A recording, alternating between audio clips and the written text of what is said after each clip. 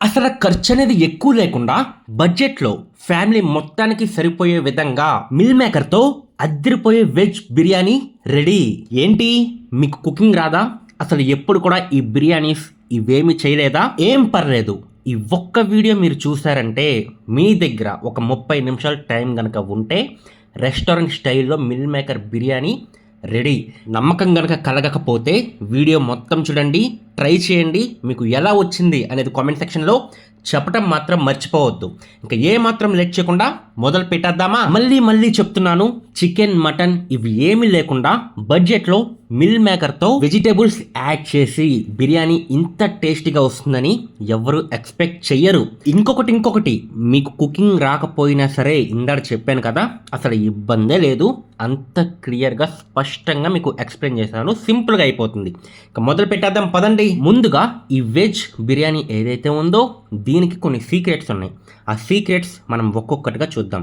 First secret, ఏ బిర్యానీకైనా సరే మనం బిర్యానీ చేస్తున్నామంటే ఆనియన్స్ అనేవి బ్రౌన్ కలర్ వచ్చేయాలన్నమాట. అలా ఆనియన్ తిన్నామంటే క్రంచీగా ఉండాలి, కరకరమనాలి. చూపిస్తాను. ఫస్ట్ అయితే మంచిగా ప్యాన్ పెట్టుకున్నాం కదా, ప్యాన్ అనుకోవచ్చు, మూకిడి అనుకోవచ్చు, ఏదైతే అది మంచిగా పెట్టేసి ఇందులో ఒక 10 స్పూన్స్ ఆయిల్ అయితే వేసుకున్నాను. 10 to 15 స్పూన్స్ అనుకోండి. వేసుకున్న ఆయిల్ ఏదైతే ఉందో ఇందులో మీడియం ఫ్లేమ్ మాత్రమే ఉంచుకోండి. మీడియం ఫ్లేమ్లో ఉంచుకున్న తర్వాత ఆయిల్ హీట్ అవ్వాలన్నమాట. హీట్ అయిన తర్వాత మాత్రమే ఆనియన్స్ వేయండి. హీట్ అవ్వకుండా ఆనియన్ వేస్తే మనకి ఆ క్రంచినెస్ అనేది రాదు, వేగుతాకు కూడా చాలా టైం పడుతుందన్నమాట. ఓకేనా? ఏ బిర్యానీకైనా సరే ఇప్పుడు మనం కర్రీస్ చూద్దాం. కర్రీస్కి అయితే ఆనియన్స్ అనేవి సన్నగా కట్ చేసుకుని గోల్డెన్ కలర్ వచ్చేంత వరకు మనం వేపుకుంటాం అన్నమాట. బిర్యానీస్కి ఏంటంటే బార్గా కోస్తాం. చూసారా నేను ఎంత సన్నగా బార్గా కోసుకున్నానో? ఇలా సన్నగా బార్గా కోయటం వల్ల మనకి ఆనియన్ అనేది త్వరగా ఉడుకుతుంది, క్రంచీనెస్ అనేది వస్తుందన్నమాట. ఓకే, ఇంకా ఇదంతా ఎందుకు, సింపుల్గా చెప్పేస్తాను.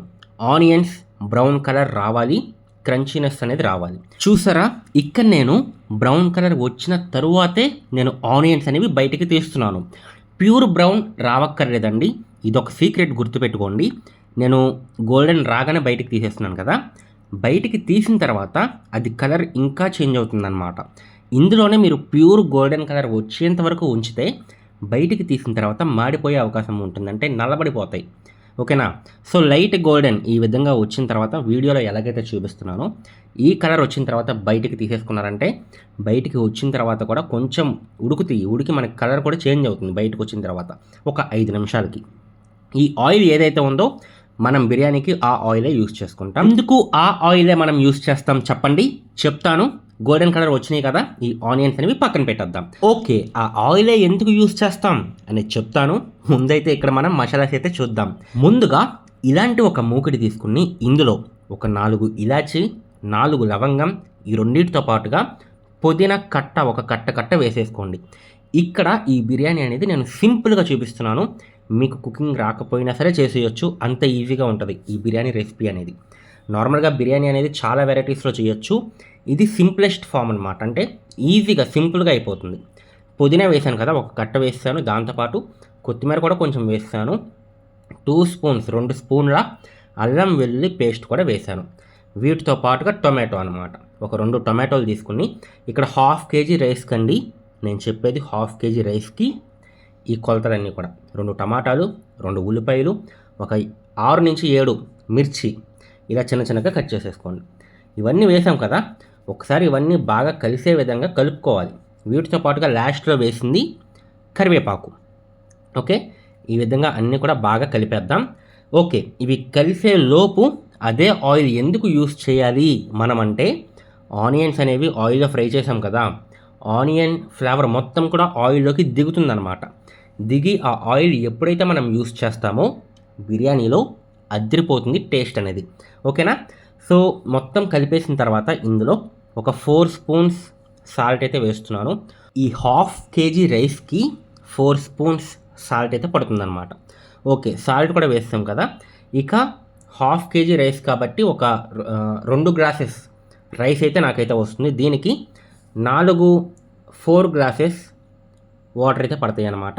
4 గ్లాసెస్ వాటర్ పోస్తాను. దీనితో పాటుగా ఇందాక మనం ఏదైతే ఆనియన్స్ అనేవి ఫ్రై చేసి ఉంచుకున్నాం కదా ఆ ఆయిల్ ఒక 3 to 4 స్పూన్స్ అయితే వేసుకుందాం. 4 స్పూన్స్ అయితే వేసుకుంటున్నాను. ఇప్పుడు మనం చేయాల్సిన మెయిన్ థింగ్ ఏంటంటే ఇవన్నీ కూడా బాగా కలవాలన్నమాట. వాటర్లో బాగా కలవాలి. ఇప్పటి వరకు నేను లో ఫ్లేమ్ అయితే పెట్టుకున్నాను. ఇప్పుడు మీడియం ఫ్లేమ్ అయితే పెట్టి ఒక్క 15-20 నిమిషాలు అలా వదిలేద్దాం. మనకి మరగటం స్టార్ట్ అవుతుందన్నమాట. ఆ మరగటం అనేది బాగా మరగాలి. ఎప్పుడైతే మనకి మరగటం అనేది ఒక 10 నిమిషాలు మరిగిస్తామో ఆ టొమాటో కానీ, పుదీనా కానీ, కరివేపాకు కానీ, మిర్చి కానీ వీటి అన్నిటిలో ఉన్న ఫ్లేవర్స్ అన్నీ కూడా వాటర్లోకి దిగుతాయి. చాలా బాగుంటుంది. ఓకేనా? ఈ విధంగా మూత పెట్టేసి ఒక్క 15-20 నిమిషాలు ఇలా వదిలేద్దాం. మంచిగా మరుగుద్ది అనమాట. మరిగిన తర్వాత ఇందులో మనం రైస్ వేయాలి.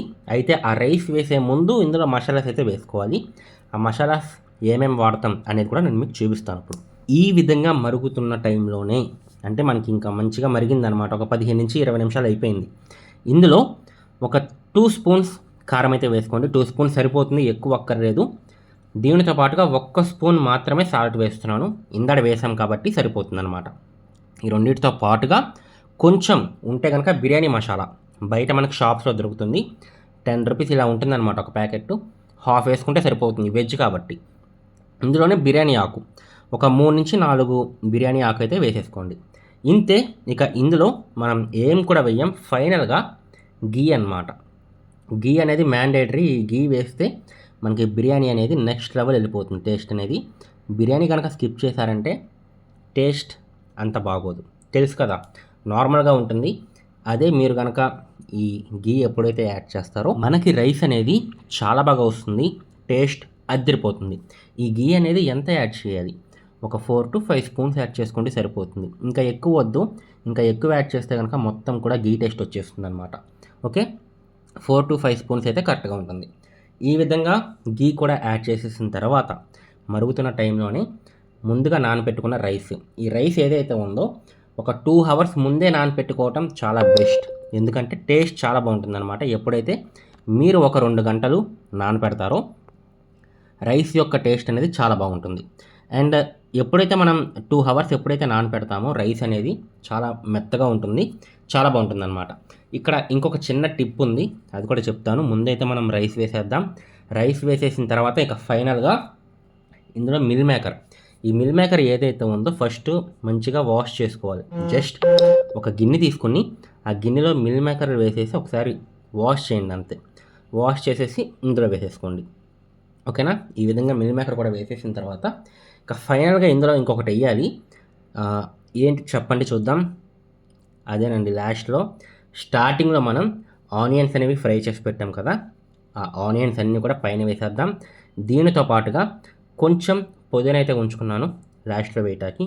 ఈ పుదీనా అలాగే కొత్తిమీర, ఈ 3 కూడా వేసేసి మీడియం ఫ్లేమ్లో ఒక 5 నిమిషాలు మంచిగా ఉడకనిద్దాం. దాని తర్వాత ఇంకొక 5 నిమిషాలు లో ఫ్లేమ్లో ఉడకనివ్వాలి. అయితే ఈ పొగ ఏదైతే ఉందో కొంచెం కూడా బయటికి రాకూడదు. ఫస్ట్ అయితే ఇవన్నీ కూడా వేసేసుకున్న తర్వాత మంచిగా ఒకసారి కలిపేద్దాం.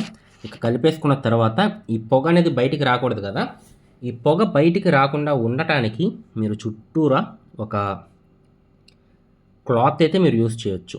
లేదు క్లాత్ వద్దనుకుంటే మైదా పిండి ఉంటుంది కదా, చపాతీ టైప్లో చేసేసి మంచిగా చుట్టుపక్కల ఉంచేయచ్చు అనమాట.